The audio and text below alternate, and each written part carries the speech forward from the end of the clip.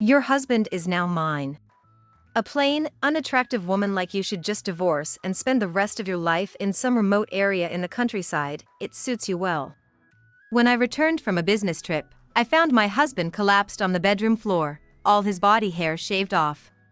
Confronted with this unexpected sight and feeling completely distraught, I received infidelity evidence photos and a divorce message from my best friend, Kinsley. While I was busy working, to think that my husband was having an affair. Fueled by shock and anger, I thought he deserved to suffer. Glancing at my husband's hand, I noticed a note had fallen there. Upon reading it, I immediately called the police. As a result of a serious investigation by the police into the truth between my husband and Kinsley, an unbelievable fact was further uncovered. After graduating high school, I went to a university out of state. This was an opportunity to leave my parents' home, and since I worked out of my hometown post-graduation, I continued living alone. My first job did not suit me well, and I resigned after 2 years to join another company mid-career. It was at this company that I met my husband. He was an employee of a vendor that frequently visited my company, and we became acquainted since I often handled reception. We began to communicate outside of work after coincidentally sharing a table during a lunch break. After a year of dating, we started to consider marriage. He proposed, and I accepted. Our wedding was mainly attended by friends rather than company relations, and it was a grand celebration that remains a fond memory. Although my husband didn't drink alcohol, he went all out during the second and third rounds of the wedding reception, making a big fuss to blend in. I had a best friend from my hometown, Kinsley. We had promised to give speeches at each other's weddings. Kinsley was married before me, so I was worried whether she would be able to speak at my wedding, but she was more delighted for me than anyone else and gave a wonderful speech. This speech led to both our families growing closer. I decided to continue working at the same place after marriage. My husband's job role changed, and the vendors visiting my company rotated out. Though we left home together and headed to the same station, we parted ways there due to using different lines. We usually returned home around the same time, sometimes bumping into each other unexpectedly at the station gate. There was a day when I had to visit my hometown for some errands. After finishing, I tried contacting my husband, but he didn't answer his phone or read my messages, which only increased my anxiety. Rushing back home, I found it completely dark. Suddenly, with a popping sound, the room lit up, and there were my husband and the Kinsleys with crackers in their hands. "What's going on?" I was bewildered, but then I saw a cake on the table with "Happy Birthday" written on it. My husband, who loves organizing events and surprises, had been planning with Kinsley. Though it was a few days early for my birthday, it seemed like a convenient time for them to execute their plan since I was away overnight, so they went ahead with a celebration, each presenting me with gifts. Caught off guard by the event, I was moved to tears before words could express my joy and surprise. My husband comforted me by holding my shoulder. He was kind, but from that day, he gradually began to act more distant. I'm not sure if it was because I was so moved by the birthday surprise, but Kinsley and my husband began to communicate directly without involving me. As their contacts increased, my husband started to avoid me, eventually leaving for work before me. Although we both worked, we had separate bedrooms, but we shared a bed on weekends. However, that stopped too with his simple excuse of being tired. Nowadays, after meals, he quickly retreats to his room, and the only thing increasing is the time we do not see each other. Naturally, without any intimate relations, there is no chance of pregnancy. We had discussed children when we first married. Will I have to give up on having children, with just anxiety piling up? While our marriage was going through a rough patch, I had to leave for a few days on a business trip as a key person for an important project. Unable to even tell my husband about the trip, I left a text message and a note at home before leaving. During the trip, I called my husband several times, but could not connect with him. The message about my trip was read, but I received no reply from him. After finishing my work, I hurried home. I felt something was off as soon as I sensed no one was at home. Usually, even without conversation, my husband would be home on Sundays. Moreover, there was a strange scent in the house, not belonging to me or my husband. It was clearly the residual scent of perfume, indicating someone had been here. Neither my husband nor I wear any kind of perfume. As I entered from the front door to the living room, the lingering scent of perfume felt even stronger. And while the kitchen area was neatly tidied up, the way the kitchen utensils were arranged felt odd. Apparently, my husband had lived alone for a long time and was capable of doing housework and cooking on his own. But since I cooked more often, he usually arranged things the way I did. It felt like someone had been living here and had rearranged things on their own. I placed my luggage in the living room and went back to the front entrance. Checking the shoe cabinet, my husband's shoes were all accounted for. This meant he had been at home and hadn't gone out. Sensing something might have happened to him, I immediately went to his bedroom. Though we had separate bedrooms, we didn't lock them, so after knocking several times and getting no response, I gently opened the door and looked inside. I was speechless at the sight of my husband, changed beyond recognition. Collapsed on the bedroom floor with all his body hair, except for his head hair, shaved off. Right then, I received an email from Kinsley. Attached was a picture that seemed to be taken of a smiling Kinsley and my husband with his eyes closed, lying on the bed. I was momentarily fixated on the image. Unable to believe my husband would be involved with Kinsley like this. Indeed, he had been avoiding me and was clearly keeping something from me. Though I had faintly realized he was hiding something, I could not believe it involved an affair with Kinsley. I immediately contacted Kinsley. Kinsley, what have you done to my husband? That perfume scent lingering in the house, it's yours, isn't it? I always wear it when I meet your husband. Didn't you smell it on his clothes? Indeed, when I washed my husband's clothes, they always had the same lingering scent. However, my husband meets many people in sales. I had tried to think that he was just moving around with people who wore perfume. My husband is not that clever. He's not the kind of man who could handle being with two women at once. But the image sent didn't look tampered with. Just so you know, that image isn't fake. It's proof of the passionate moment we spent in your husband's bedroom a little while ago. He finally accepted my feelings. He's not your husband anymore. After all, there's no intimacy between you two, right? Kinsley told me I no longer had any value as a woman and pressed me to break up immediately. A dowdy woman like you getting married? That's a joke. A bottom-tier woman like you should just keep your head down and live alone for the rest of your life. She said what she wanted to say and unilaterally ended the call. While I was away on business, Kinsley and my husband crossed the line and lived as if they were a couple. I want to believe that my husband isn't capable of such deceit. But the images Kinsley sent told the whole story. I lost my composure, unsure of what was true and what was a mistake, and I panicked. Maybe I should have called an ambulance right away. But I couldn't forgive them for using our home for their affair, and I thought they deserved a bit of suffering. Putting my hand over my mouth, I felt his breath. He was still breathing, and despite knowing amateur decisions could be dangerous, I thought a little suffering might be due. That's when my anger hit a small table next to the bed. With the force of my hit, something fell to the floor. Peering down, I saw my husband's planner had fallen. It seems it was hidden behind the mini table, presumably so I wouldn't find out about the affair. I checked inside the planner thinking it contained the hidden facts of the affair. Flipping through a few pages, something slipped out. I picked up what appeared to be a note and read it. Shocked by the contents, I hurriedly called an ambulance. While waiting for the ambulance, I quickly checked the contents of my husband's planner and phone, and contacted the police. Thanks to the doctors at the hospital, my husband woke up after a while. I didn't blame him, just comforted him saying, that must have been tough. Then, with tears in his eyes, my husband said, "I'm sorry." He didn't want to make excuses, but he asked if he could, so I insisted on knowing the truth. According to him, Kinsley said she had a problem and wanted to meet him alone, so he confessed that he had met her a few times. This time, while I was away, he let Kinsley into our home because she insisted, claiming I had suddenly asked her to take care of him during my absence. Since she was my best friend, he felt he couldn't turn her away and allowed her to stay. There was already a misunderstanding between us, so while it felt odd that I would ask him to take care of him, he thought maybe I sent Kinsley as a way to mend our relationship, and thus, he found no reason to refuse her.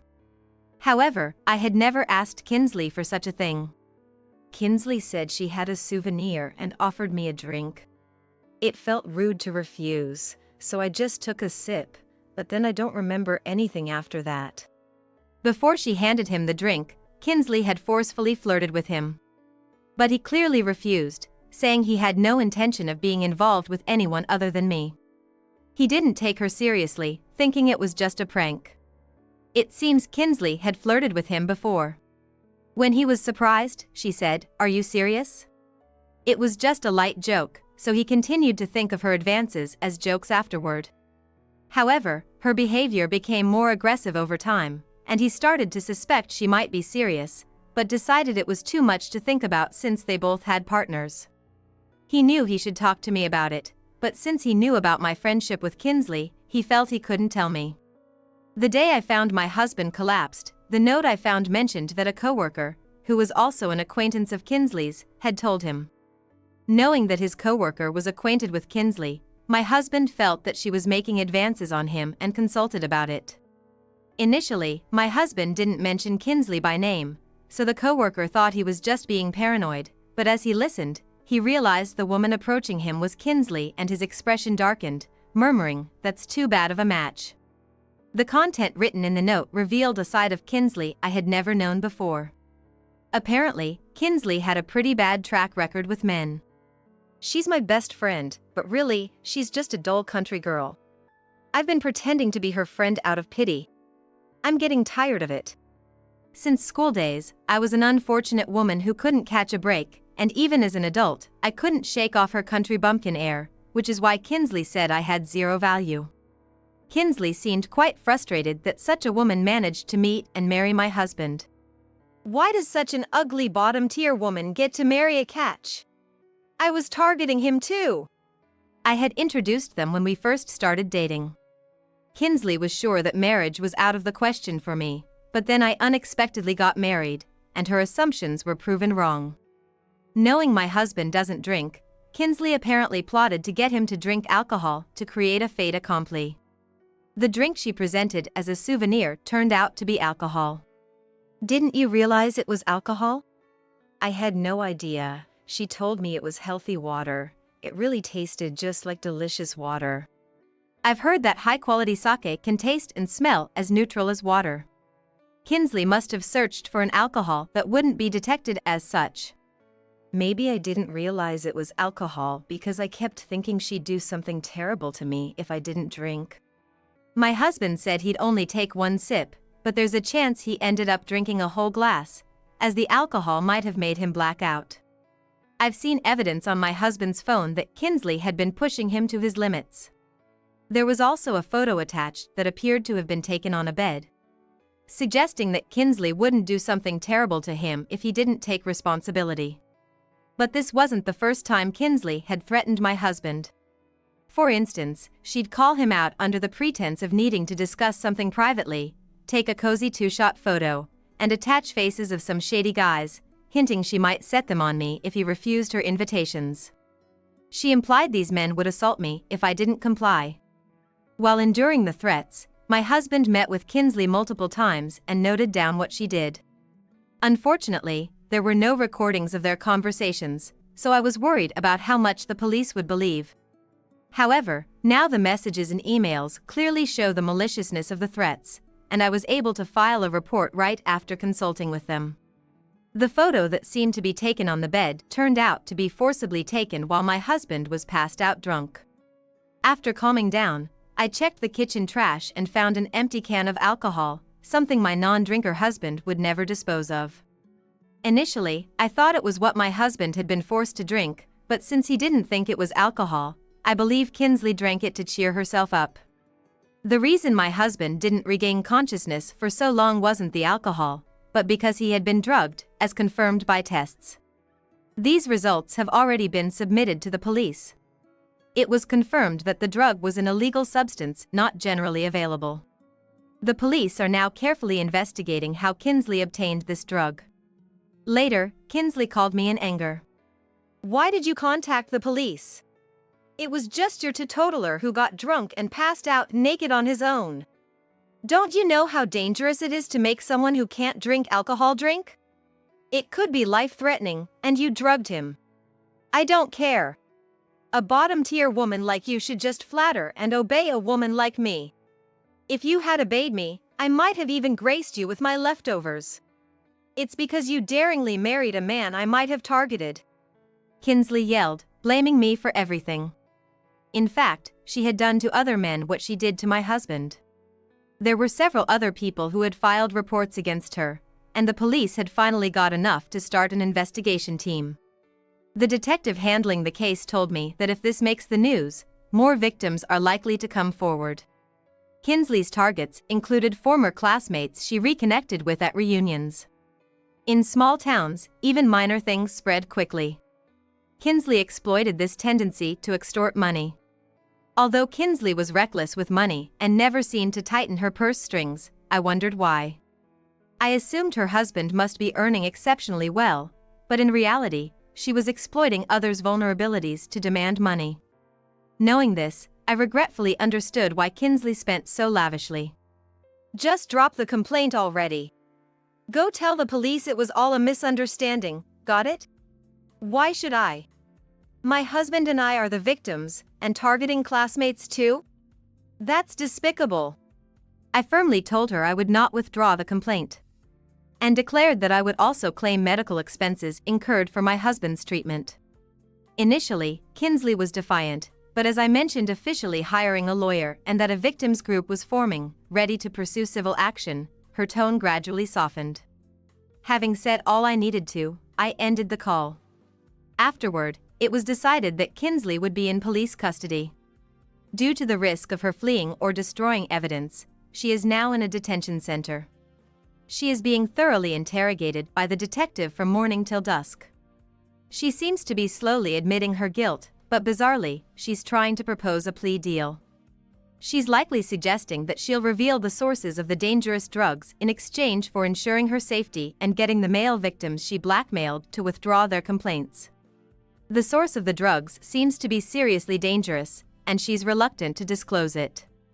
Being friends with such a person has become terrifying in hindsight. The horror that my husband became one of her victims has significantly affected me mentally. Kinsley's husband, too, has been questioned following her arrest. Their home was searched, and particularly his phone and computer were seized for investigation. It turned out he was uninvolved, and since then, he hasn't been called in by the police again. Kinsley's husband came over to apologize, during which he revealed that he would be divorcing Kinsley. Living with her yet oblivious to her actions, he felt ashamed and remorseful. We assured him that the problem lies with Kinsley herself, not him, and encouraged him to move forward positively in life. After the divorce, Kinsley's husband voluntarily resigned from his job and moved away, and his current whereabouts are unknown. He explained his resignation was because the police had visited his workplace.